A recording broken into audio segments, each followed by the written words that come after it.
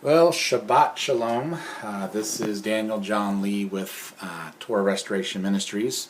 It is Friday night, or I guess now technically Saturday morning, March the 12th, 2016. I just wanted to make a YouTube here because I feel like politics and prophecy are on a collision course. They're intersecting. Both of these realms or topics or whatever you want to call them are directly affecting each other, and here's what I mean by that. So probably over the last, I don't know, several months, I guess, really, since the first Republican debate last August, I've started getting more and more interested in Donald Trump and his campaign, his presidency. And of course, I'm not alone. I mean, I know millions of Americans are interested in him just because, really, he's probably one of the most polarizing and controversial person that's ever run for the office of the president.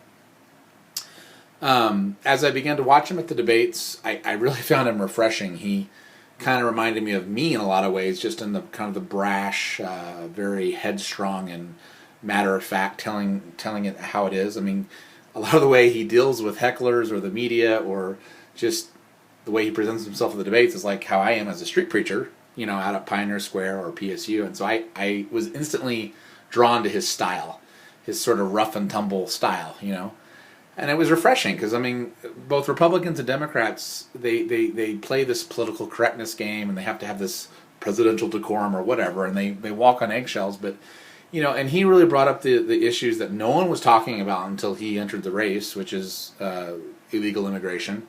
He's the only one who wants to build a wall to prevent illegals from coming over, which, hey, Israel knows about building walls and they work.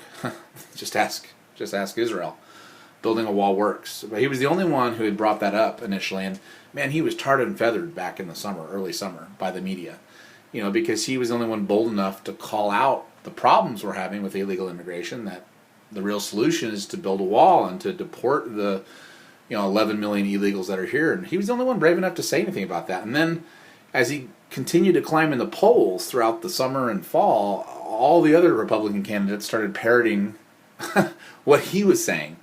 And then as I continue to watch him, he talks about the terrible so-called free trade deals that we've made, where China and Mexico and many of these countries are allowed to devalue their currency, and we make really bad trade deals, so it basically causes businesses to put their wealth somewhere else because they're so heavily taxed if they keep it here, and it causes manufacturing companies and all sorts of companies to leave the United States and go overseas. And so Trump's going to reverse that. He's going to threaten import tariffs as a bargaining chip to prevent China and Mexico from devaluating their currencies, and Japan and others, so that American companies can compete on a level playing field. He's going to remove the taxes that businesses currently are under if they want to try to keep their wealth here, and that will give an incentive for businesses to park their wealth here. He's just going to do so many things. And these free trade deals, I mean, this is not a Democrat-Republican issue, conservative-liberal. These things were passed way back in the early 90s under George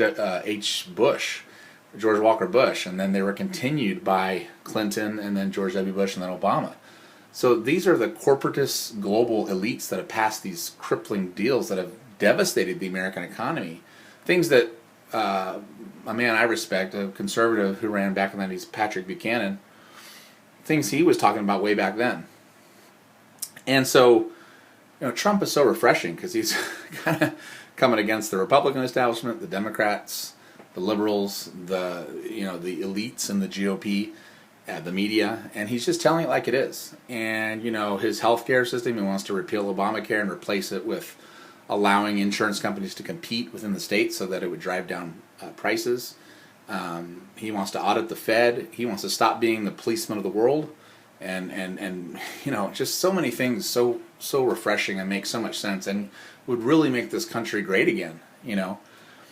And so I got more and more excited about him. At first I thought he was like this arrogant person, but he really isn't. I mean, if you really see him and watch him and interact, he kind of has that brash Rush Limbaugh persona, but he's really a very humble guy in my opinion.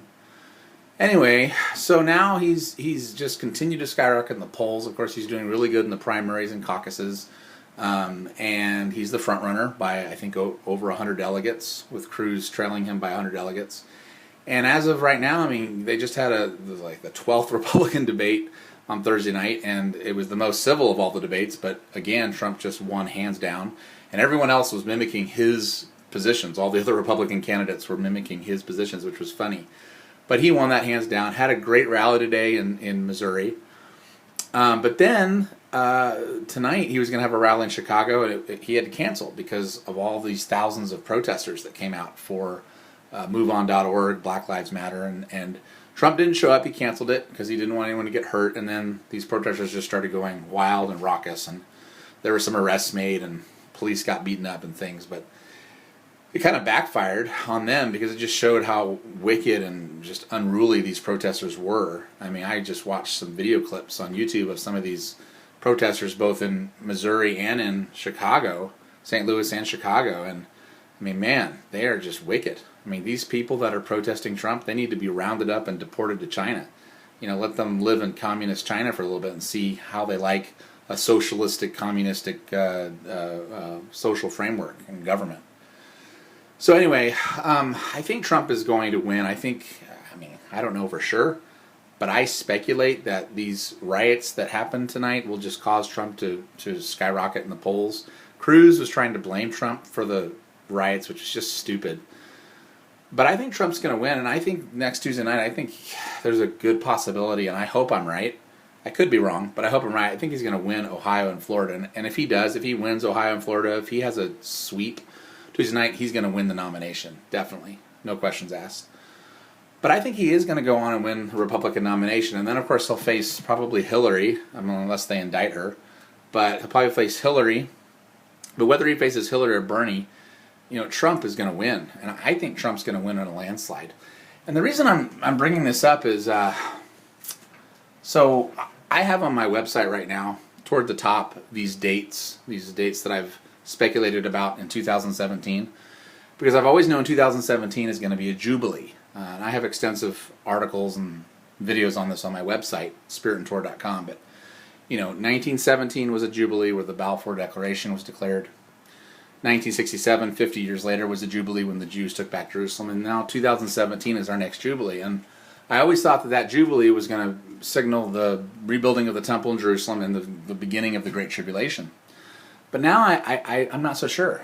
I mean, obviously, if Hillary or Bernie were to win, then yeah, I could see the New World Order coming in full bore, and the Great Tribulation beginning in 2017. But if Trump wins, maybe the Jubilee, instead of starting the Great Tribulation, will actually start a Jubilee golden age, a renaissance. Because if Trump actually implements the policies he's talking about, it would cause America to be so prosperous and so just optimistic. I mean, much like the 1980s under Reagan, only he'd be better than Reagan, because Reagan appointed a lot of bozos, and Trump's a businessman. He knows what he's doing. He'll appoint the right people and the right things to get the job done, to negotiate. And so I could see the Great Tribulation getting pushed back if he's inaugurated, and we could see like 8 years of prosperity and just a golden age. And so then, you know, you could have the Great Tribulation pushed back to 2025 when Trump would leave office, and then maybe the Messiah returns 3.5 years later in 2028 or wherever that would be. So I don't know, but that's what I'm starting to lean toward, that Yah is actually granting America possibly a stay on his judgment, and that he's allowing us a window of repentance, and that would just be so amazing. I think he gave us sort of a window of repentance under Reagan. The church was very militant back then. You know, they really were standing against abortion, and my own parents, my mom got arrested for blocking an abortion clinic. I mean, the church was really militant back in the 80s, and Reagan kind of fostered that environment. It was very optimistic, and I think we could see another renaissance like that, only better, under Trump. So I'm waiting to see what happens, but I just want to let everyone know the dates that I put up on 2017, I'm starting to think, I don't think I might be right on this. I think maybe the Great Tribulation is not going to start in the Jubilee, but the Jubilee is going to signal a true Jubilee that'll last for 8 years, maybe longer, I don't know. So we'll see, but I'm watching with bated breath, and it'll be interesting to see what happens this Tuesday night with the Republican primaries and caucuses to see how well Trump does. So I'll keep talking about this subject, but for right now, I